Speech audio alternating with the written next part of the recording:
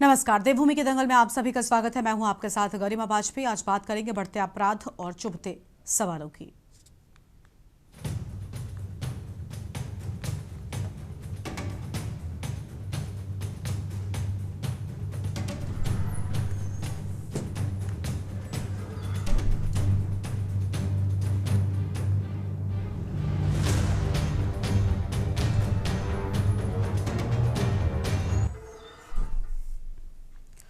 उत्तराखंड राज्य हमेशा से अपने प्राकृतिक सौंदर्य, देवत्व, शांत वातावरण व सौहार्द के लिए पहचाना जाता है, जिसके चलते राज्य को देवभूमि भी कहा जाता है।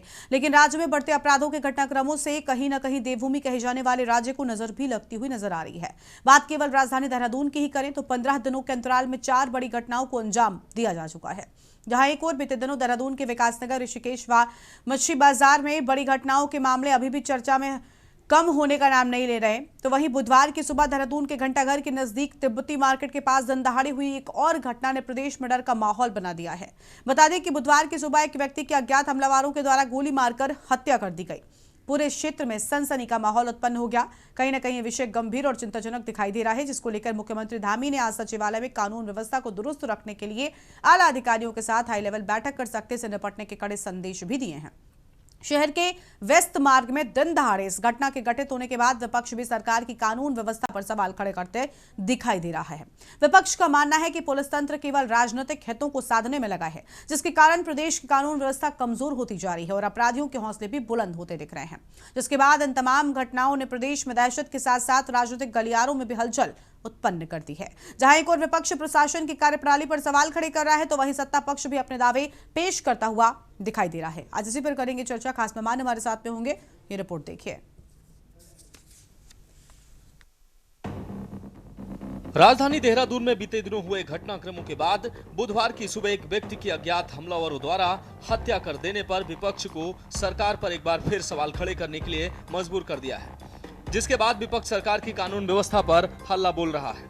प्रदेश की सबसे बड़ी राजनीतिक पार्टी कांग्रेस ने सरकार को चेतावनी दी है कि यदि प्रदेश के हालात सही नहीं होंगे तो सड़कों पर उतरकर सरकार के खिलाफ उग्र आंदोलन भी करता दिखाई देगा। साथ ही मुख्यमंत्री धामी को तत्काल हस्तक्षेप कर पुलिस महकमे को निष्पक्ष रूप से कार्य करने व कानून व्यवस्था में सुधार करने के लिए भी जोर डाला है। वहीं सत्ता पक्ष की माने तो कानून व्यवस्था को सुदृढ़ बनाए रखने के लिए प्रशासन निरंतर कार्य कर रहा है। भाजपा का कहना है कि प्रदेश में घटित होती घटनाएं चिंताजनक और गंभीर हैं और किसी भी प्रकार की घटनाओं की जांच व कार्रवाई के दौरान लापरवाही को बर्दाश्त नहीं किया जाए। पूरे देश में बहुत सख्ती से उस पर काम किया जाएगा और कहीं पर भी किसी प्रकार का भी कोई टॉलरेंस नहीं किया जाएगा। जो भी अपराधी हैं उनके खिलाफ कठोर कार्रवाई। प्रातः 10:30 बजे के आसपास कंट्रोल रूम के द्वारा थाना डालरवाला पर सूचना प्राप्त हुई कि तिब्बती मार्केट के पास एक व्यक्ति को किसी अज्ञात व्यक्ति के द्वारा गोली मार दी गई है। इस सूचना पर तत्काल पुलिस मौके पर पहुंची और सुरक्षा के दृष्टिगत जो घटना से उसको कॉर्डन ऑफ किया गया और जिस व्यक्ति को गोली मारी थी उसको उपचार हेतु तत्काल जो है उसको अस्पताल दाखिल करवाया गया। हम पहले से इस बात को कहते आ रहे हैं कि प्रदेश में कानून व्यवस्था की स्थिति बद से बदतर हो गई है और इसके सीधे सीधे प्रमाण एक महीने में 4 हत्याएं होना, खुले सरेआम राजधानी में इस प्रकार के कृत्यों को होना, ये इस बात को प्रमाणित करता है कि हमारी बात सही है। अभी भी सरकार जागे, मुख्यमंत्री जी पुलिस महकमे को अपने हित में न लगाकर इस प्रदेश के हितों की रक्षा करने की मंशा रखें। सरेआम जिस प्रकार से उधम सिंह नगर की घटना हुई, जिस प्रकार से यहाँ पर पुलिस लगातार मुख्यमंत्री जी के इशारे पर उनके राजनीतिक हितों को साधने में लगी हुई है, जिस प्रकार से अच्छाई को प्रताड़ित किया जा रहा है, बुराई को प्रोत्साहित किया जा रहा है, ये उसी का परिणाम है। ऐसा लगता है ये बहुत दुर्भाग्यपूर्ण घटनाएं होती हैं अगर इस तरीके से कुछ होता है, और कानून व्यवस्था सुदृढ़ होना, ये सरकार इसके लिए इस बात को सुनिश्चित करती है कि कानून व्यवस्था ठीक से रहे। हमारी बहनें, हमारी बेटियां, हमारे प्रदेश में जो महिलाएं हैं, हमारे प्रदेश में रहने वाले युवा हैं, हमारे और जो नागरिक हैं, मैं कहूँगी इस देश के और इस प्रदेश के, वो सब सुरक्षित रहें। ये पहली प्राथमिकता यहाँ पर सरकार की है, मुख्यमंत्री जी की है, धामी जी की। राजधानी देहरादून में हुई लगातार घटनाओं में खास बात यह भी है कि घटना स्थल के पास ही प्रेस क्लब स्थित है। कुछ दिन पहले ही देहरादून में एक पत्रकार पर हमले की घटना सामने आई थी। वहीं इसी इलाके से कुछ दूरी पर स्थित पलटन बाजार में हाल ही में एक युवती पर चापड़ से हमला कर उसकी हत्या कर दी गई थी। लगातार सामने आ रही इन घटनाओं ने आम लोगों के मन में भय का माहौल पैदा कर दिया है। ऐसे में विपक्ष के कानून व्यवस्था को लेकर उठाए गए सवाल भी लाजमी है। वहीं साथ ही बढ़ते अपराधों को लेकर एक बार फिर भाजपा व विपक्षी दलों में जवाबों को लेकर तानातनी जैसे शब्दों में वार शुरू हो गए। ये प्रदेश की जो कानून व्यवस्था है, इस पे हम आज क्या कहें। पिछले जो है 14 दिनों में 6 घटनाएं सामने आ चुकी है। अभी कल रात भी हल्द्वानी में जो है एक घटना और सामने आई है। तो उत्तराखंड क्रांति दल ने तो अभी एक हफ्ते पहले एसएसपी कार्यालय का इसमें घेराव किया था कि कहीं ना कहीं सरकार, कहीं ना कहीं पुलिस प्रशासन अपराधों को रोकने में नाकाम साबित हो रहा है। अगर घटना की पुनरावृत्ति बार बार हो रही है तो पुलिस प्रशासन कर क्या रहा है? क्यों अपराधियों को कानून का और पुलिस का डर नहीं है?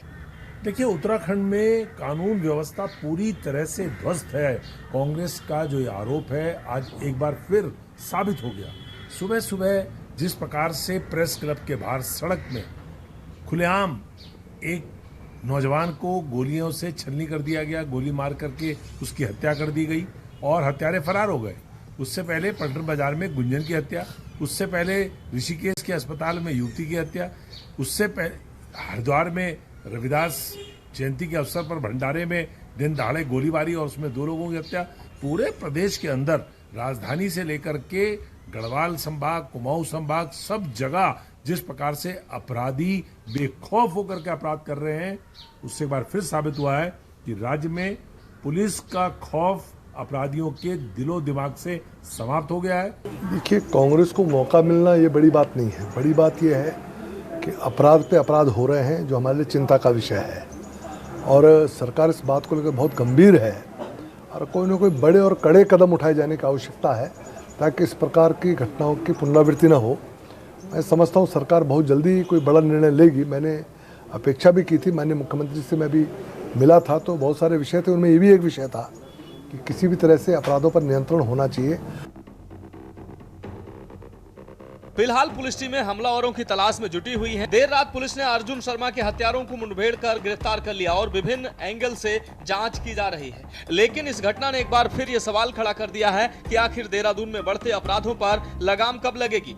जब राजधानी का सबसे सुरक्षित इलाका भी अपराधियों के निशाने पर है तो आम जनता की सुरक्षा को लेकर चिंता स्वाभाविक है। Uttarakhand desk report.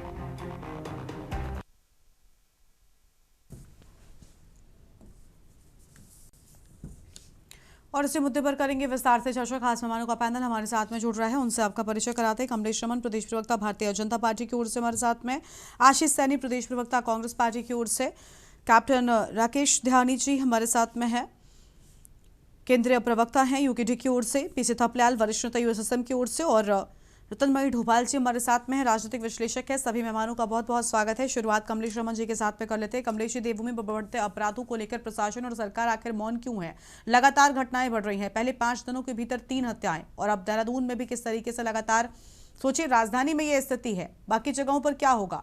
क्यों आखिर चुप्पी साधे बैठा है प्रशासन? जी गरिमा जी, आपका सवाल वाकई वाजिब है और दुखद है। इस तरह की जो घटनाएं बार बार हो रही है या बार बार कोई किसी के ऊपर हमलावर हो रहा है। और माननीय मुख्यमंत्री जी ने भी आपने देखा होगा गरिमा जी कि बार बार माननीय मुख्यमंत्री जी ने अभी फिर एक बार फिर कहा है कि हमें अपराधियों के खिलाफ रिजल्ट चाहिए जो इस तरह की गतिविधियों में पाए जाते हैं।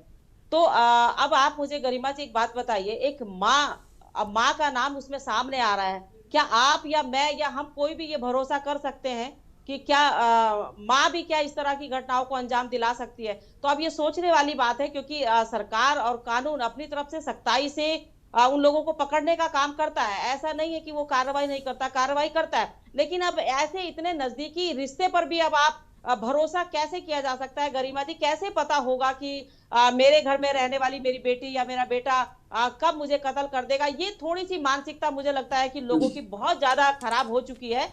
पर लेकिन उसके बावजूद भी ये घटनाएं घटी हैं, मैं इस बात को मानती हूँ, मैं इससे डिनाई नहीं करूंगी आपने जो कहा है।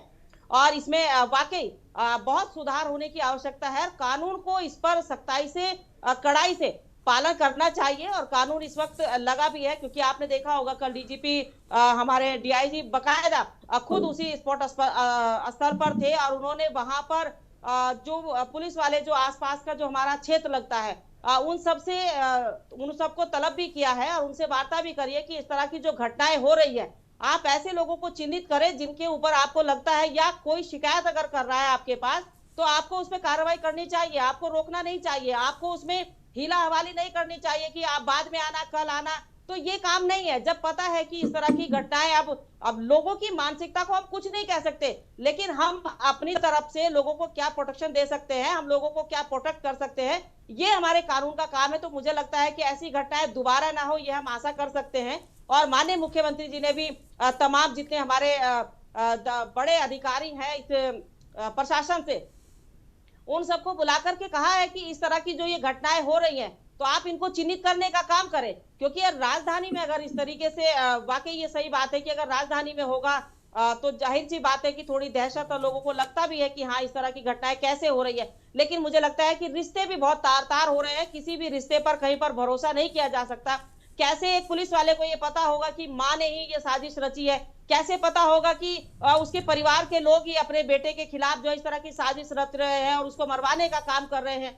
तो मुझे लगता है कि मानसिकता अब लोगों को बदलने की भी आवश्यकता है और कानून को अपना काम बेखौफ तरीके से करना चाहिए। जिन्होंने गोली मारी थी उनके पैरों में गोली मार के उनको अरेस्ट भी किया है। ये काम तो पुलिस ने बड़ी सख्ताई से करा है और मुझे लगता है 24 घंटे भी पूरे नहीं होने दिए गरिमा जी, और उन लोगों को अरे लेकिन लगातार इतनी घटनाएं हो रही है, इन पर लगाम क्यों नहीं लगा पा रहे हैं? आप एक केस में बता सकते हैं भाई माँ के मन में क्या है, हर एक केस के इंडिविजुअल चर्चा थोड़ी ना करने बैठे हैं। पुलिस का इस्तेमाल क्यों कम हो रहा है? राजधानी में यह स्थिति है, हर मामले में पुलिस को बताकर थोड़ी मर्डर होता है, लेकिन पुलिस का इस्तेमाल कायम होना चाहिए, ये कारण नहीं दिए जा सकते। चलिए, प्रवक्ता हमारे साथ में आशीष सैनी जी कांग्रेस पार्टी की ओर से। आशीष जी क्या कहना चाहेंगे सर? लगातार सरेआम देहरादून में, राजधानी में जिस तरीके से बीच बाजार हत्या हो गई, अपराध का ग्राफ बढ़ता जा रहा है, प्रशासन चुप्पी साधे बैठा है। देखिए, अपराध बढ़ने का जो प्रमुख कारण है वो ये बात नहीं है जो इस व्यक्ति इस इंडिविजुअल इस केस में आया क्योंकि घर के लोगों द्वारा ही साजिश की आशंकाएं और कई सुराग सामने आए।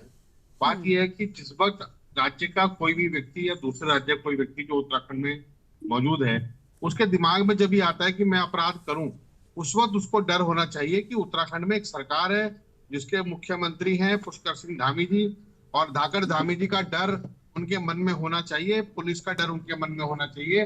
ये महत्वपूर्ण विषय है। बात यह है कि जब पुलिस को मैं आज एक रिकॉर्ड देख रहा था कि इस समय आधी के थोड़ी सी बराबर लगभग जो पुलिस के कर्मचारी है वो लाइन में ही भेजे गए। उनको लाइन भेजने का क्या काम है? जबकि आप उनके सारे जो खर्च है वो तो राज्य की सरकार उठाई रही है, लेकिन लाइन में भेजकर आपने पुलिस के बल को आधा कर रखा है, नंबर एक बात। और अनेक मामलों में जब पुलिस के पास कोई शिकायत आती है या कोई भी मामला आता है तो पुलिस द्वारा उसे रिपोर्ट को दर्ज करने में तमाम तरह की अड़चनें सामने लाने का काम किया जा रहा है। सबसे इस अपराध से अलग जो अन्य अपराधों को अगर प्रकृति को गौर करेंगे तो वह प्रकृति इस तरह की है कि सरकार उन लोगों का संरक्षण करने का काम करती है जो गैंग बनाकर माफिया बनकर काम करते हैं। अभी बहुत से मामलों में जमीन से संबंधित घोटालों के मामले में पुलिस डीजीपी द्वारा ये कहा गया कि हम बहुत जल्दी ही जितने भी जमीनों के मामले हैं और यदि वो थानों में और चार्जशीट पे पेंडिंग करें तो उनको पूरा करने का काम करेंगे। वो काम अभी तक नहीं किया गया। चलिए ठीक है, लौटते हैं आपके पास में। आपकी आवाज भी नहीं आ रही है और मेहमान हमारे साथ में लगातार बने हुए पीसी थपलियाल जी हमारे साथ में, वरिष्ठ नेता यूएसएसएम की ओर से। बहुत स्वागत सर आपका। सर, इन बढ़ते अपराधों की आखिर क्या वजह है? क्या पुलिस का इस्तेमाल खत्म हो रहा है? क्या पुलिस प्रशासन एक्टिव नहीं है? देखो, जो सिस्टम फेल्यूर मैं बार बार कहता रहा हूं और उससे प्रमुख मैंने एक चीज बहुत बार बोली है कि उत्तराखंड की राजनीति माफियों के जबड़े में आ चुकी है। यानी जो नेताओं का और माफियों का गठबंधन है, जो हमारे नेताओं को अकूत संपदा का मालिक बनाते हुए राजा जैसा बना दिया है, वो इन सब के पीछे कारण है। आज जो जितने चाहे खनन माफिया है, शराब माफिया है, देह व्यापार माफिया है, ड्रग माफिया है, वो हमारे नेताओं के साथी हैं। और क्योंकि मैं बहुत बखूबी इस चीज को देखा हूं कि राज्य बनने से पहले लोग हमको देख के, क्षेत्रीय ताकतों को देख के थर थर कांपते थे। आज स्थिति ये हो गई है कि इन नेताओं ने जो माफियों को अपने साथी बनाकर अपने बगल में बिठाया हुआ है, वो हमें आंखें दिखाने लग गए। और सबसे राजनीति में जो धनबल है, धनबल एक प्रोमिनेंट हो गया है, जनबल की हैसियत ही खत्म हो गई है। जनबल, हम जनता जो है वो साइड में हो चुकी है। अब धनबल के आधार पे जीतने वाली ये राजनीति, आज इन्होंने जो कार्यपालिका है, जो हमारी जुडिशरी है, जो हमारी पत्रकार बंधु हैं, तब को धनबल के आधार पे एक रस्सी में बांधकर कंधे में ले जा रहे हैं, केंद्र से लेकर राज्य तक। मुख्यमंत्री का एक ही काम है कि मेरे को ऊपर पैसे पहुंचाने हैं, मैंने इनके लिए जमीन लेनी है, मैंने केदारनाथ की ट्रॉली अडानी को देनी है, मैंने झरवा की जमीन को फलाने को, ये जो है जॉर्ज एवरेस्ट मेरे को रामदेव को देना है। तो ये जो काम हो गया है मेरी राजनीति का, ये दुर्भाग्य है मेरे राज्य का कि 42 शहादतों के बाद मिला हुआ ये राज्य आज पूरी तौर से चौराहे पे है। और ये जो चीजें हैं, कितनी कोशिश भी कर लें, ये किसी भी तरह से ये अपराधों को नियंत्रण नहीं कर सकते। और मैं सैल्यूट करता हूं अपनी पुलिस को कि बेचारे घुटनों के बल पे काम करते हुए वो अपराधियों को हमेशा जो भी कांड हुए हैं उनकी गर्दन तक पहुंच जाते हैं। होशियारी से इन्होंने कल उस पंकज को और उस राजू को पकड़ा।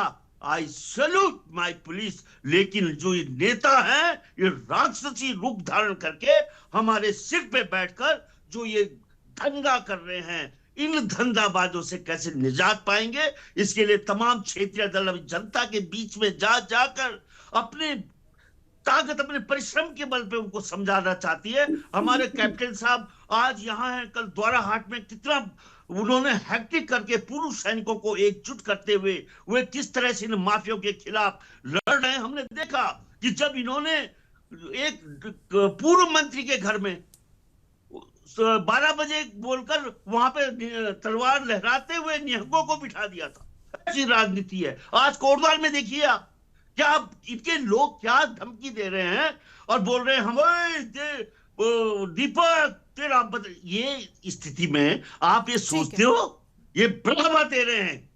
ये इनकी ये भेड़िए वोट के भूखे भेड़ियों ने हमारा जीना हराम कर दिया है। क्या वो विधायिका कैसी होगी, वो कोटद्वार की विधायिका जो देख रही है, बोल रही है कांग्रेस का।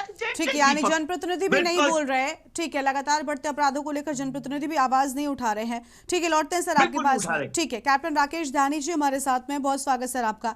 राकेश जी, क्या कहना चाहेंगे, क्यों आखिर सरेराह इस तरीके से हत्याएं हो रही हैं? देहरादून राजधानी में ये स्थिति है, आप सोचिए अन्य जगहों पर कैसे पुलिस का इस्तकबाल कायम होगा? अब तो लोगों में असुरक्षा का भाव आ जाएगा, क्योंकि लगातार 15 दिनों से अपराध की जो संख्या है वो बढ़ती ही जा रही है। जी बिल्कुल गरिमा जी, कानून व्यवस्था तो मतलब विश्वास ही खत्म हो चुका है। आज पुलिसिया कार्यशैली जो है, जब कोई इंसिडेंट हो जाता है उसके बाद हम जगते हैं। आज अभी हमारी बहन कमलेश जो है, बड़े साफ बड़े उन्होंने आज टीवी चैनल पर बैठ के ही जजमेंट दे दिया कि उनकी माँ उसमें इन्वॉल्व है। अभी तो केस कोर्ट में भी नहीं हुआ, अभी तो कोई बात ही नहीं हुई।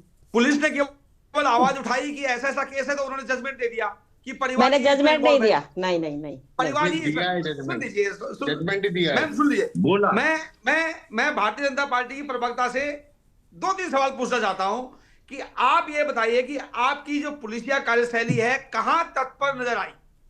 आप कोटद्वार में देख लीजिए, बजरंग दल वाले खुलेआम शेर बन के देहरादून से वहां पहुंच रहे हैं। भाई पुलिस का काम क्या है? अगर बजरंग दल वाले इतने न्याय दिलाने हो गए तो पुलिस की क्या जरूरत है? वहां पे हटा दीजिए पुलिस को।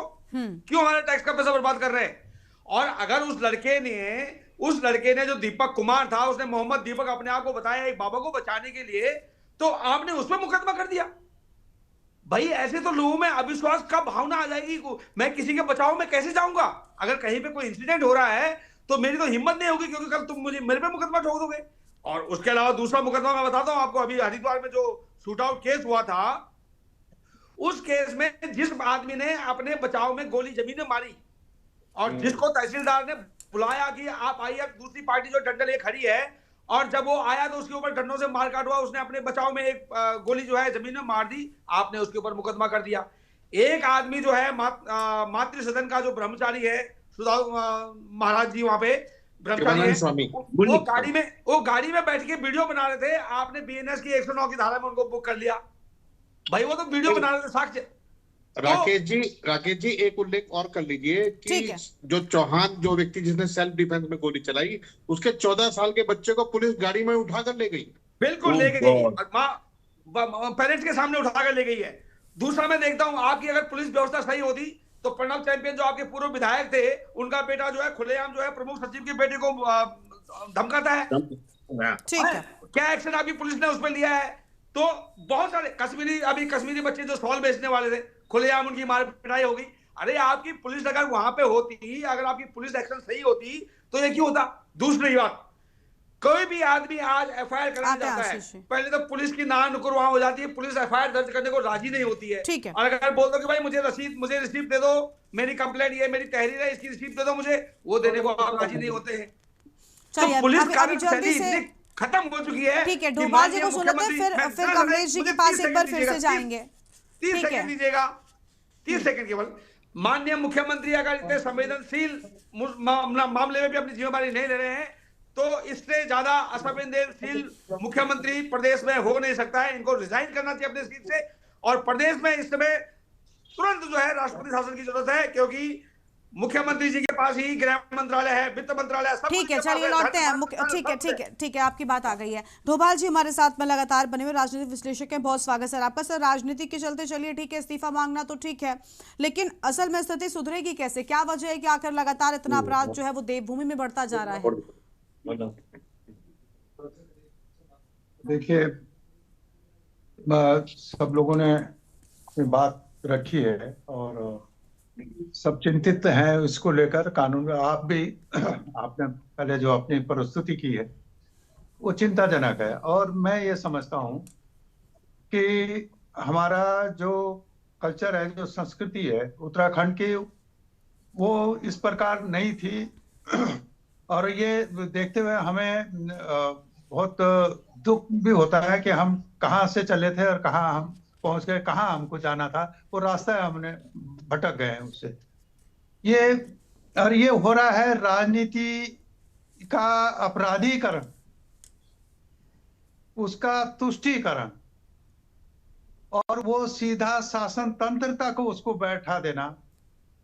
और ये उत्तराखंड के जो 3 सबसे बड़े जिले हैं, हरिद्वार सबसे बड़ा जिला है, उसके बाद अब देहरादून है, उधम सिंह नगर है, और एक नैनीताल भी आप लगाएं, तो ये जो मैदानी क्षेत्र में है, जो अपराध वृद्धि है, और इन्हीं क्षेत्रों में देखे ना सिस्टम कैसे काम करता है, कैसे सिस्टम को आपने इन तीनों बड़े जिले में रैंक कर बैठा रखे हैं एसएसपी, क्यों?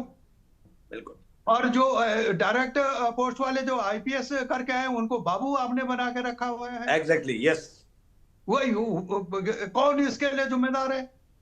वो गृह मंत्री जो स्वयं मुख्यमंत्री भी है, उस गृह मंत्रालय से आपको इतनी क्या प्रियता है? ठीक है, चलिए उनको कंप्लीट कर दीजिए। ठीक है, राकेश जी रुक जाइए। हाँ, तो मैं ये कह रहा हूं कि ये, और इनके पिछले रिकॉर्ड देख लीजिए सीओ से, जो अभी हरिद्वार में भी है, और जो यहाँ आपके देहरादून में है, और जो उधम सिंह नगर में है। और यही सरकार, ये मैं नहीं कह रहा हूं, इनके ही लोग कह रहे हैं, इनके विधायक कह रहे हैं। ठीक है, चलिए अभी कमलेश जी से हम जल्दी से जवाब लेंगे। खुद आत्महत्याएं कर रहे हैं, तो ये राजनीति का जो अपराधीकरण हो रहा है, और ये उसी में इन लोगों को जो इस्तेमाल किया जा रहा है, जो उसमें भू माफिया हैं, खनन माफिया हैं, जंगल माफिया हैं, बिल्डर माफिया हैं, शराब माफिया हैं, और 3 जिलों की पुलिस तो आपने ये अपराध को रोकने के लिए शराब बेचने पे लगा रखा है। ठीक है डोभाल जी, चलिए अभी जवाब लेते हैं, अभी जवाब लेते हैं कमलेश जी से, लेकिन उससे पहले एक छोटे से ब्रेक के लिए यहाँ पर रुक रहे हैं, कहीं मत जाइए।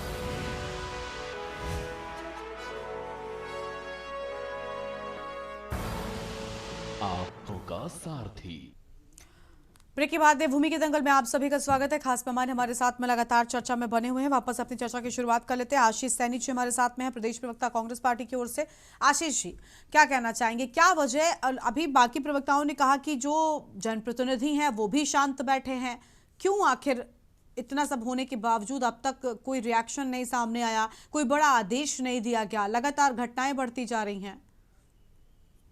देखिए, अभी डोभाल जी ने एक विषय को उठाया था जिसमें उन्होंने कहा कि आईपीएस रैंक के अधिकारियों को पुलिस में अधिकारी बनाने के बजाय दूसरा मैंने विषय उठाया था जिसमें पुलिस लाइन में अधिक से अधिक लोगों को भेजा जा चुका है, जो और बहुत कम लोग हैं जो फोर्स के जो फील्ड में तैनात है। पुलिस के ऊपर अनुचित राजनीतिक दबाव भी बनाया जा रहा है। बिल्कुल कुछ पुलिसकर्मी तो बिल्कुल भारतीय जनता पार्टी के कार्यकर्ता की तरह काम कर रहे हैं। यह सब मामले एक लॉ एंड ऑर्डर को खराब करने के, और यदि उद्योग को अच्छा लॉ एंड ऑर्डर नहीं मिलेगा, पर्यटक को अच्छा लॉ एंड ऑर्डर नहीं मिलेगा, तो वो उत्तराखंड की ओर रुख करना कम कर देंगे, जिससे हमारे प्रदेश की अर्थव्यवस्था भी खराब होगी। हमें लॉ एंड ऑर्डर को केवल एक व्यवस्था के रूप में नहीं, एक अर्थव्यवस्था के अपॉर्चुनिटी के रूप में लेना चाहिए। हम राज्य में उद्योगपतियों को आमंत्रित कर रहे हैं, तीर्थयात्रियों के लिए बड़ी बड़ी योजनाएं बना रहे हैं, और वास्तव में जो लॉ एंड ऑर्डर की स्थिति है वो बहुत अच्छी नहीं बन पा रही है। कारण कि जो पुलिस है, या तो वो 8 घंटे से अधिक काम कर रही है, पुलिस में सुधार भी नहीं हो पा रहे हैं। दूसरा, राजनीतिक दबाव की सीमा इतनी अधिक है कि एक व्यक्ति लगातार लंबे समय से एक ही जगहों पर तैनात है, और न तो उनके शिफ्टिंग और रोस्टिंग कुछ नहीं हो पा रही है, और बाकायदा उनके राजनीतिक वजूद दिखाई दे रहे हैं। मैं एक उदाहरण दूंगा कि पुलिस के बड़े स्तर के नेता, डीआईजी रैंक के मतलब बड़े अधिकारी, एक हिस्ट्री शीटर के साथ फोटो खींचकर सोशल मीडिया पर डाल देते हैं। तो आप बताइए ना कि अगर पुलिस का हिस्ट्री शीटरों के साथ तालमेल अच्छा है, पुलिस का अपराधियों और माफियाओं के साथ तालमेल अच्छा है, और उत्तराखंड मैं आज आपके चैनल पर इस बात की आशंका व्यक्त कर रहा हूं कि जमीन माफियाओं ने जिस तरीके से उत्तराखंड को और उत्तराखंड की राजनीति को शिकंजे में ले लिया है, आने वाले समय में अपराध और अपराध की प्रकृति बहुत गंभीर होने वाली है। मुझे लगता कि उत्तराखंड के लोगों ने इस प्रकार के अपराध देखे भी होंगे। ऐसे अपराधों की अगर प्रवृत्ति बढ़ेगी तो इसको रोकने के लिए सबसे बड़ी जरूरी काम है कि राजनीतिक दल जो सत्ता में हावी है, या तो वो अपनी मंशा ठीक करे, नहीं तो हमारी उत्तराखंड की जनता उन्हें सत्ता से हटाने का काम करे। वरना जो आज अभी आपने एक उदाहरण देखा होगा, अभी इन्होंने जो एक शिक्षण संस्थान के लिए जो जमीन आईएमए के पास थी, वो जमीन बीजेपी सरकार में खुर्द-बुर्द हो गई। वो कृषि भूमि थी, एक ट्रस्ट के नाम थी, कैसे प्लॉट कर गए, कहाँ है एमडीडीए? वैसे कोई छोटा सा मकान बनाने लगे तो एमडीडीए के सारे अधिकारी अपना थैला लेकर वहां पहुंच जाएंगे। लेकिन जब आज इस तरह की जमीनों की खुर्द-बुर्द होने की मामला आया, अब आप देखिए, इन्होंने बीजेपी ने बड़ी सफाई से, परसों जब ये मामला सामने आया तो क्या उठाया कि ये जमीन मुस्लिम वर्ग के लोगों ने खरीदी है। बाद में पता लगा हमारे पहाड़ के ही भाई बहनों ने ये जमीनें खरीदी है देहरादून में घर बनाने के लिए। आज उनकी जमा पूंजी लूट ली गई है, और लेकिन सरकार भी खामोश है, पूरा तंत्र भी खामोश है। और एक और मैं इसमें घटना सुना रहा हूँ, जैसे अभी जल विद्युत निगम और यूआईडीबी की जमीनों को खुर्द-बुर्द किया जा रहा है। आप जब भी सरकार के खिलाफ आवाज उठाएंगे, पुलिस आपके सामने हट जाएगी। जब आप पुलिस पे कोई शिकायत लेकर जाएंगे तो पुलिस आपके खिलाफ जो व्यक्ति होगा उसी का साथ देने का काम करेगी। इन दो चीजों के साथ पुलिस जो है अपना जो काम है राज्य की कानून व्यवस्था का, उस मूल काम से अपने हट जा रही है, और वो मूल काम को कर नहीं पा रही है। ये कारण है कि हम लोग राज्य में जो व्यवस्था थी वो अचानक बिगड़ती चली गई, और आज राज्य की जो कानून व्यवस्था है वो बिगड़ते बिगड़ते अब कंट्रोल से बाहर चली जा रही है। पूरे पुलिस तंत्र में आमूलचूल परिवर्तन की आवश्यकता है। मैं एक और चीज जरूर इंक्लूड करना चाहूंगा। अभी राकेश जी ने जो घटना का जिक्र किया, वो भारतीय जनता पार्टी का पदाधिकारी है, वहां की जिला पंचायत का उपाध्यक्ष है, अवैध जमीन कब्जाने का काम कर रहा है, और शिकायत करने वाले व्यक्ति के 14 साल के बच्चे को जब आपने उठाया तो उस बच्चे के जहन में क्या बैठेगा? उस बच्चे के बहुत सारे दोस्त होंगे और बहुत सारे लोग उनको जान रहे होंगे, टीवी पे और अनेक चैनलों पे देख रहे होंगे कि पुलिस एक जमीन के माफिया के पक्ष में खड़े होकर दूसरे पक्ष के बच्चे तक को उठाने का काम कर रही है। क्या उन पुलिसकर्मियों ने संविधान की शपथ और रूल ऑफ लॉ को भूल गए? क्या उन्हें अपनी मानवता भी समाप्त कर दी? क्या इतना अधिक गिर चुका है पुलिस का पूरा विभाग कि बच्चों को भी उठाने का काम करेगा और मूल रूप से आप सड़क पर निकल जाएंगे? अभी आपके डिबेट पर जब मैं आया तो मेरा जो जिस जगह पर पहुंचने के लिए मुझे 5 मिनट का समय लगना था, मैं आधा घंटा जाम में फंसा हूं। सड़क पर पुलिस नाम का कोई आदमी दिखाई नहीं दे रहा है, और अगर वो दिखेंगे भी तो वो जनता को उत्पीड़न करते हुए दिखाई देंगे। ठीक है, लौटते हैं आपके पास में। कैप्टन राकेश धानी जी का रुख कर लेंगे एक बार फिर से। राकेश जी, आखिर राजधानी में अगर लोग असुरक्षित महसूस करेंगे तो बिल्कुल ठीक बात कही कि अगर लॉ एंड ऑर्डर ठीक तरीके से मेंटेन नहीं हुआ तो आने वाले पर्यटक हो गए या श्रद्धालु हो गए। अभी कल ही हमने चर्चा की है कि एक बड़ा अवसर आने वाला है उत्तराखंड के लिए, देवभूमि के लिए। अलग अलग यात्राएं हो रही हैं, नंदा राजजात यात्रा है, 4 धाम शुरू हो रहा है, आने वाले वक्त में कुंभ है। लेकिन सोचिए राजधानी में ऐसी स्थिति जहां पर यह उम्मीद की जाती है कि सब कुछ पटरी पर रहता है, अगर वहीं पर अपराध इस कदर बढ़ेगा तो कैसे आप सुरक्षा का भाव आम लोगों को दे पाएंगे, अपने प्रदेशवासियों को दे पाएंगे, प्रदेश में आने वाले पर्यटक और श्रद्धालुओं को दे पाएंगे? बहुत चिंता की स्थिति है। ये बात बिल्कुल ठीक है कि बड़ा नुकसान प्रदेश को उठाना पड़ सकता है। It's really shame on police action. अगर हमारी पुलिस थोड़ी सी कर्मठ हो, आप जैसे ट्रैफिक की बात कर रहे थे, अगर थोड़ा भाई कितना चाहिए, अगर लोगों के मन में आपने डर ही तो बिठाना है, आप डंडा मत मारिए, कम से कम डर बिठा के तो रखिए। रॉन्ग साइड चलने वाले को पूछ तो लीजिए, लेकिन वो काम आप करेंगे नहीं। आप रॉन्ग साइड चलने वाले को प्रेरित करेंगे ताकि आपकी जेब में 2 रुपए आ जाए। रही बात अभी एसएसपी रैंक की, जो तीनों हमने पहले भी ये बात उठाई थी हमने कि हरिद्वार, देहरादून और उधम सिंह नगर में जो एसएसपी बिठा रखे हैं, वहां क्या आईपीएस नहीं है? और उन तीनों एसएसपी का मेरे पास आरटीआई से रिपोर्ट ली मैंने, 2017 से जो एसएसपी देहरादून है अजय कुमार जी, उनका जो है आईपीआर नहीं भरा गया। कैसे उनके प्रमोशन हो रहे हैं, कैसे उनको राष्ट्रपति का मेडल मिल रहा है, और भरा होगा जो, लेकिन उनकी गृह मंत्रालय की आप सूची देख लीजिए, उसमें उनको हर साल उनका नाम उसमें डिफॉल्टर लिस्ट में है। तो डिफॉल्टर आदमी को देहरादून एक राजधानी का आपने एसएसपी बना के रखा हुआ है, तो जो कानून व्यवस्था है वो ऐसी तो रहेगी। जब आदमी खुद ही कल्प्रिट होगा तो वो क्या देखेगा आगे? उसी का कारण है। आप मैडम गरिमा जी, मैं आपको आपके माध्यम से पूरे पैनलिस्ट को बताना चाहता हूँ, कल मेरा सैनिक संगठन है माजरी माफी, देहरादून में मैं रहता हूं। कल हमने एक सैनिकों के साथ मिलकर एक छापा मारा, घर घर के अंदर जो ये माल्टा ब्रांड है, घर घर के अंदर से लोग मिल रहे हैं। हमने 4 लोगों को पकड़ा जो घर से दारू लेके आ रहे थे, और खुलेआम लाइव हमने जो है अपना फेसबुक लाइव चलवाया और लोगों को पकड़ा। लेकिन तब भी पुलिस पर खबर भी की हमने, लेकिन फिर भी पुलिस उनके ऊपर एक्शन नहीं ले रही है, क्योंकि पुलिस के पास उनका हफ्ता जाना, ये उनका कहना है, हम नहीं बोल रहे। उन्होंने खुद कमिट किया है यहाँ पे कि जितने भी छोटे बिल्डर्स यहाँ पे काम करते हैं बिल्डिंग मटेरियल का, उनसे, शराब माफियों से, घर घर में बिना पैसे के वहां पे काम लेकर खुलेआम चल रहा है। हर तीसरी दुकान में शराब बिक रही है। तो ये तो पुलिस क्या डरेगा? आज पुलिस की कार्यशैली वो है कि जो आपराधिक तत्व है उनका पुलिस संरक्षण कर रही है, और जो पीड़ित है उनको और पीड़ित कर रही है। ये माहौल आज उत्तराखंड के अंदर बन चुका है। पुलिस के ऊपर विश्वास ही नहीं है किसी को, कि अगर मैं कल कानून व्यवस्था के ऊपर पुलिस के बाद एफआईआर करने जाता हूं तो मेरा विश्वास नहीं कि मुझे न्याय मिलेगा। खत्म है मामला। तो मैं तो बोलता हूं कि मुख्यमंत्री जी को स्वयं सामने आना चाहिए। वो बड़ी बड़ी मीटिंगें कर रहे हैं, कितनी मीटिंगें करोगे भाई? पहले भी मीटिंग की आपने, हत्याएं तो खुलेआम हो रही है। जब आपका जो उधम सिंह नगर में जो हत्या हुई, उस बंदे ने तो कम से कम लाइव टीवी में आके आपको कितने बार सबके पास अप्रोच किया, मुख्यमंत्री जी के पास भी अप्रोच किया, उसके बाद भी पुलिस नहीं जागी, और जब जागी तब तक वो आदमी ने अपनी जान दे दी। तो ये तो पुलिस की कार्यशैली है, इसकी रिस्पॉन्सिबिलिटी पुलिस को लेनी चाहिए। और मैं तो बोलता हूं मुख्यमंत्री को लेनी चाहिए कि भाई मेरे बस का जो है प्रदेश चलाना नहीं है, मैं छोड़ता हूं, राष्ट्रपति शासन लगा दीजिए जब तक इलेक्शन होता है। ठीक है, चलिए और मेहमानों का रुख कर लेते हैं। पीसी थपलियाल साहब हमारे साथ में है। थपलियाल साहब, क्या लग रहा है, कैसे स्थिति ठीक हो पाएगी? समस्या है तो समाधान पर भी चर्चा करना जरूरी है। एक बार फिर से लॉ एंड ऑर्डर को मेंटेन करने के लिए वर्तमान सरकार को, प्रशासन को क्या कदम उठाने होंगे? कैसे लोगों में सुरक्षा का भाव आएगा? देखो, मैं फिर से वही रिपीट करूंगा कि सिस्टम का जो बदलाव है, व्यवस्था परिवर्तन के बिना हम इस प्रॉब्लम का हल नहीं निकाल सकते। इसका स्पष्ट कारण है कि जिस दिन मुझे याद है कि जिस दिन हमारे धामी जी ने मुख्यमंत्री का शपथ ग्रहण की थी इस अभागे राज्य का, तो उस समय हमारे बहुत ईमानदार अमित नेगी आईएएस अधिकारी वहीं बैठे हुए थे, और उन्होंने एक पांव के ऊपर दूसरा पांव रख दिया। बिजनौर का एक गुंडा माफिया उसमें मौजूद था, और वही था जिसकी 6 करोड़ की शराब जब संसदीय चुनाव हुआ हमारे सतपुली में पकड़ा गया। देखिए, आप नक्शे देखिए राजनीति का और क्रिमिनल का। और वो 6 करोड़ की शराब जब गोदियाल पौड़ी से लड़ रहे थे गणेश गोदियाल, उन्होंने पुलिस को पकड़ाया कि देखिए यहाँ पे 6 करोड़ की शराब आई कहां से? सतपुली में देवभूमि के अंदर 6 करोड़ की शराब चुनाव के टाइम पे पहुंच गई।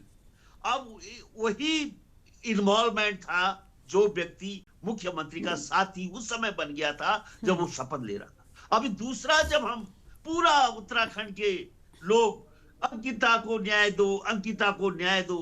और जो उर्मिला सनोवर का जो एक चर्चित वीडियो सामने आया और उसमें जिस व्यक्ति को इंगित किया वो शेर की माफिक डालन वाला में जा रहा है और हमारे ऊपर एफआईआर लगा रहा है, यूकेडी के ऊपर, कांग्रेस। देखिए उसका दुस्साहस। मुझको ये बोलना चाहिए था कि भाई मेरी इंक्वायरी कर लो, मेरे को क्यों कालिक पोत रहे हो, मैं अपनी ना उल्टा चोर कोतवाल को डांटे और मुख्यमंत्री चुप। माने जिस तरह से क्या करेगी पुलिस जब टोटल ही मतलब तालाब सड़ चुका है। आप यही नहीं, आप हमारे केंद्र में देखिए कि किस तरह से केंद्र आज टोटली फंसा हुआ है। हम सब जान रहे हैं, उसके बाद भी हम मजबूर हैं। इस देश में जो धर्म की राजनीति चल रही है, जिस तरह से इनके हौसले बुलंद किए जा रहे हैं गुंडों के, ये सब क्रिमिनल है। कोई हिंदू संगठन ऐसा नहीं है जो धार्मिक मर्यादाओं के तहत आगे बढ़ रहा हो।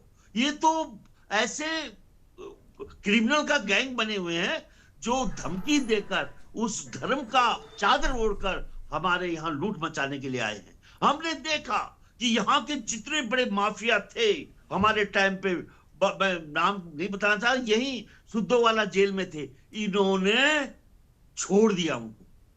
अब मेरे को मालूम है कि कितनी अमाउंट ली इन्होंने, कई क्रिमिनल छोड़े, राष्ट्रीय लेवल में भी छोड़े। और उनकी मित्र पुलिस है ये। अब क्या अपराधियों की मित्र पुलिस, शासन, सरकार, नेता, वो तो देखो पुलिस उसी की हो जाती। कल आप मुख्यमंत्री बनेंगे, आपके मुताबिक पुलिस चलेगी।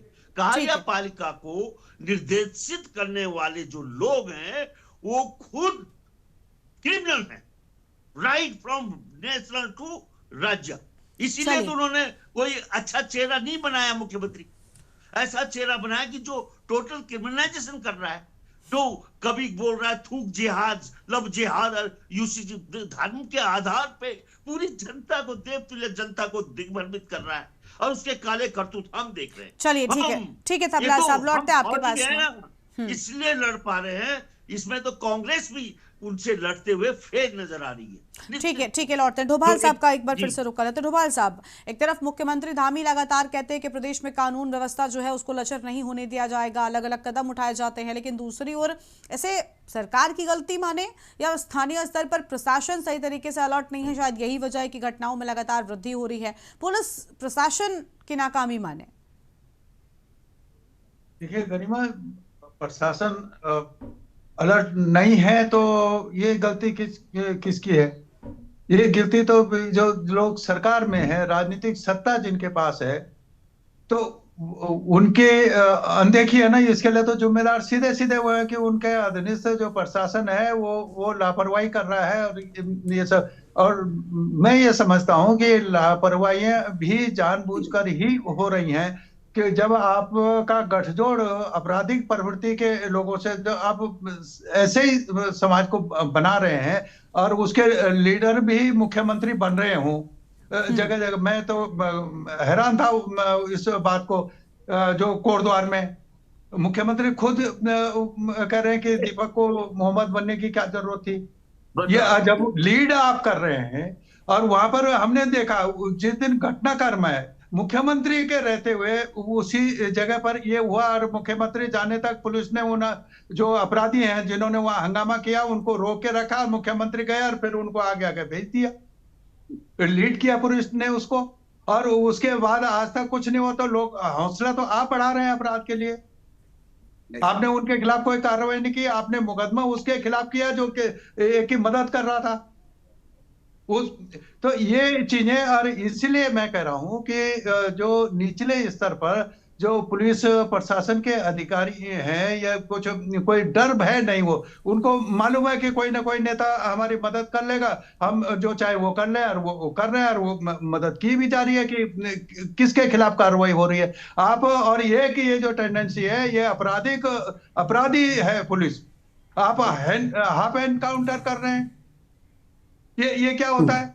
जो देखो वो हाफ इनकाउंटर कर रहा है, पैर में गोली मार रहा है अपना वाई कराने के लिए, और उसका ब्रांडिंग कर रहे हो आप। एग्जैक्टली। वो क्या है भाई, उसका अपराध तो पूछ लो जिसका आप काउंटर कर रहे हो। हमने वो कारण आपका नहीं है, वो तो न्यायालय का काम है दिखाने का। तो आप इस तरीके से ये जो जो गुंडे कर रहे हैं वही पुलिस करेगी। तो आप में और उसमें क्या अंतर है, ये बताइए ना। आप कहाँ ले जा रहे हो प्रदेश को भाई? तो ये स्थिति को बदलने के लिए राजनीति को बदलना होगा। अगर यही राजनीति चलती रही तो यही और आगे भी खतरा है, बढ़ेगा। वो हमारे बच्चों तक आएगा, हमारे घर तक भी आएगा। तो इस राजनीति को, सियासत को बदलने का काम जो सुधी नागरिक हैं, जो लोग जानते हैं चीजों को, उनको एकजुट होना पड़ेगा। ये तमाम अपने अपने दुकानें चलेंगी, राजनीति होगी, अलग अलग रहेंगे, लेकिन जब खतरा बड़ा हो तब ऐसे बड़े खतरे पर हमको ये देखना होगा कि हमें बड़े खतरे के खिलाफ खड़ा होना है। तब फिर उसमें कोई मतभेद की बात नहीं होती है।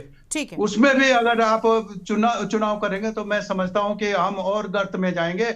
और ये समय है, बिगुल बज गया है 27 को, उस तरफ लोगों को जाना चाहिए, लोगों को भी चीजें जाननी चाहिए। हमारी बहू बेटी सुरक्षित नहीं है।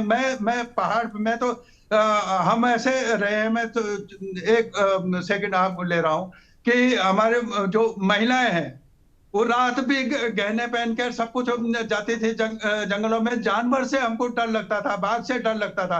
अगर कहीं जंगल में कोई बीड़ी पीता हुआ मिल गया तो हिम्मत बन जाती थी उस महिला की, वहां आदमी बैठा हुआ है, वो सर पर चली जाती थी।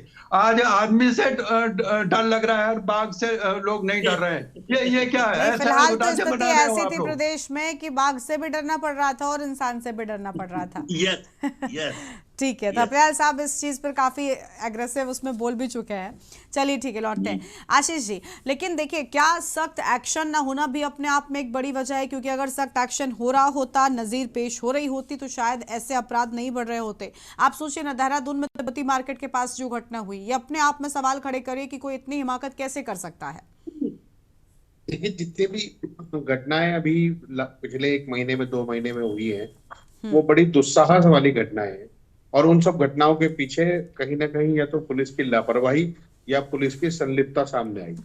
लेकिन एक तरफा पुलिस को भी दोष देना सही नहीं है। पुलिस पर दबाव बना हुआ है जो सरकार के लोगों का, वो बड़ा गंभीर मामला है। आमतौर पर जब हमारी भी सरकार थी, हम अपने किसी परिचित पुलिसकर्मी के लिए यदि कोई सिफारिश किसी अधिकारी को करते थे, तो एक बहुत वरिष्ठ अधिकारी ने मुझे बहुत पहले कहा था कि हम लोग पुलिस फोर्स में राजनीतिक हस्तक्षेप नहीं चाहते, तो आप इसमें ये काम हम पे छोड़ दीजिए, उसको कहाँ पे क्या करना है, आप सिर्फ आपने बात कह दी, बात खत्म हो गई।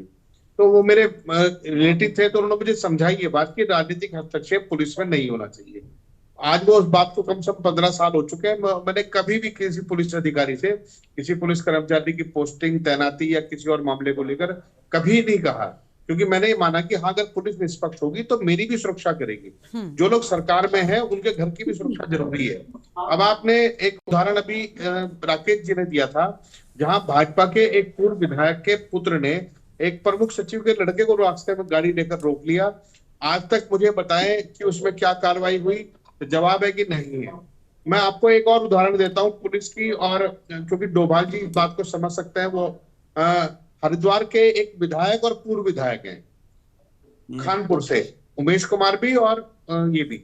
अब ठीक है, वो अपराधी हैं, अच्छे आदमी हैं, बुरे आदमी हैं, वो सब चीज छोड़ दीजिए। उनके साथ पुलिस की एस्कॉर्ट चलती है, 4-4, 6-6 सिपाही हैं। राज्य के किसी बड़े नेता की, बीजेपी के बड़े बड़े नेता भी यहाँ मैं देखता हूँ, कई बार के विधायकों को देखता हूँ, वो एक गनर लेकर चलते हैं और कई बार उस गनर को भी कह देते हैं कि आप आराम कर लो, थक गए होंगे। लेकिन ये 4-4, 5-5 गाड़ियां लेकर पूरी स्पीड में दाएं बाएं घूम रहे हैं। मुझे नहीं पता कि इनके कैमरे चल रहे हैं या नहीं चल रहे हैं, मुझे नहीं पता कि कोई सिपाही इनको देखता है नहीं देखता है। लेकिन ये जो 4-5 गनर उपलब्ध कराए गए हैं, ये किसके आदेश से उपलब्ध कराए? क्या अपने गनर अलग रखे हुए हैं उन्होंने?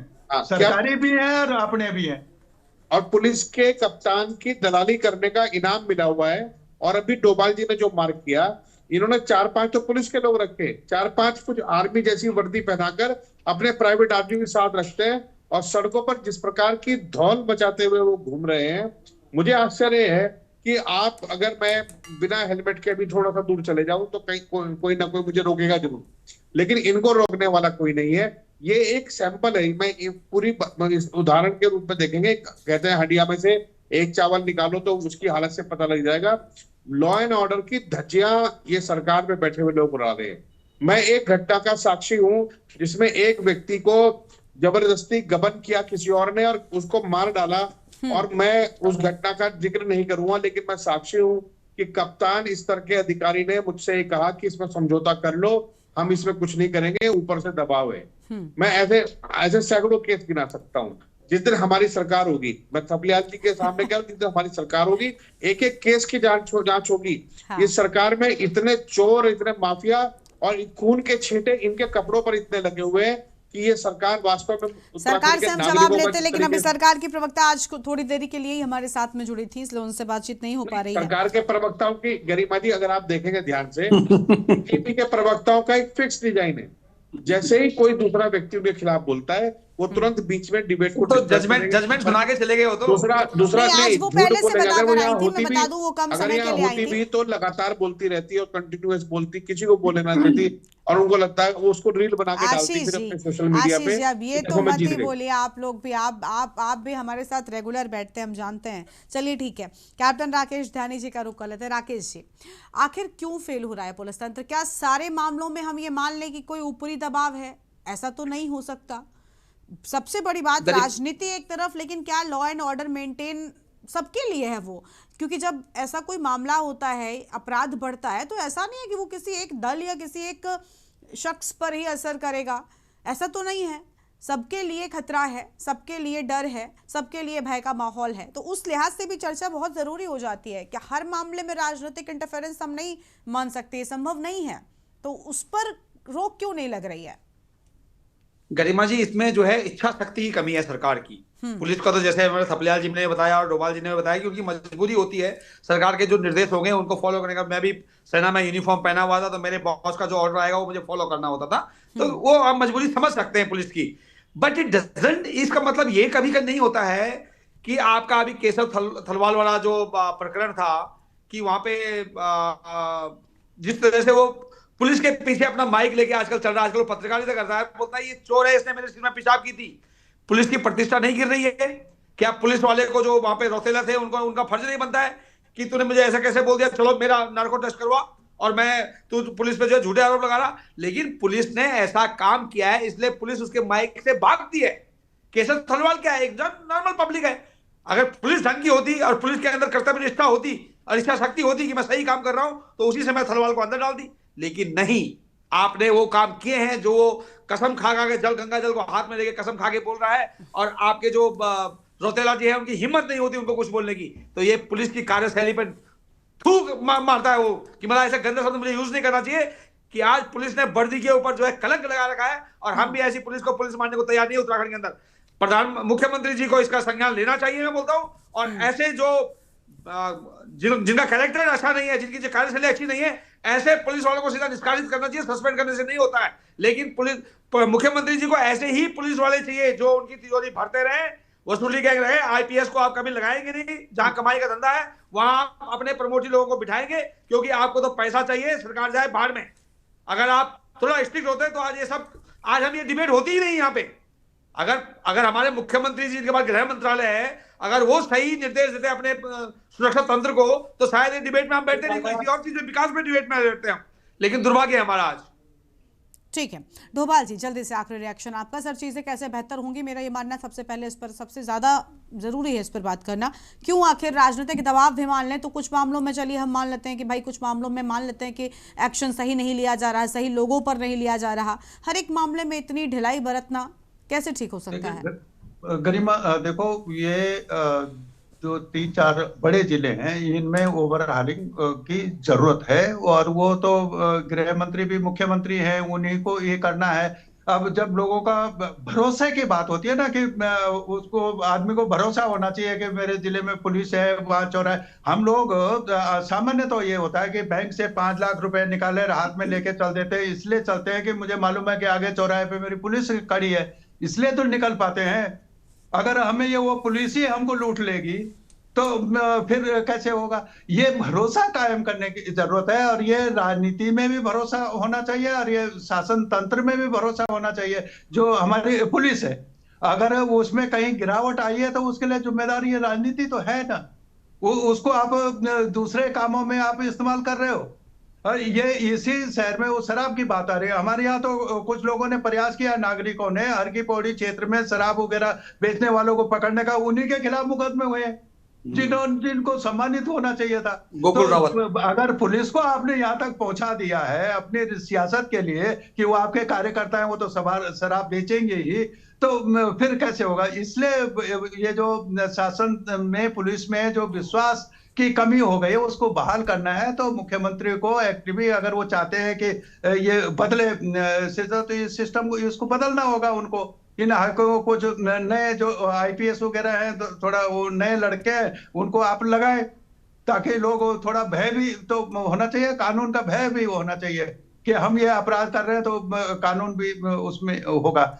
और अभी तो ये है कि अधिकारी तो ऐसे कर रहे हैं कि किसी का भूमि का झगड़ा हो, मकान का झगड़ा हो, दोनों पक्ष आ जाओ, बैठ जाओ, या हमारा हिस्सा दे दो, तुम दोनों का हिस्सा करा देते हैं। ये जब काम पुलिस करेंगे, अधिकारी करेंगे, तो कैसे होगा?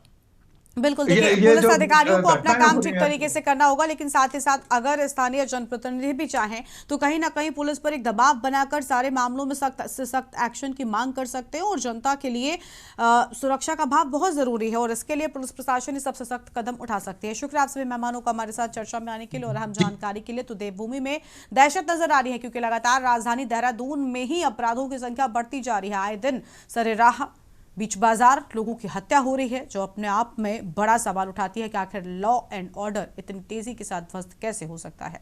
देवभूमि के दंगल में इतना ही। देखते रहिए न्यूज़ इंडिया। नमस्कार।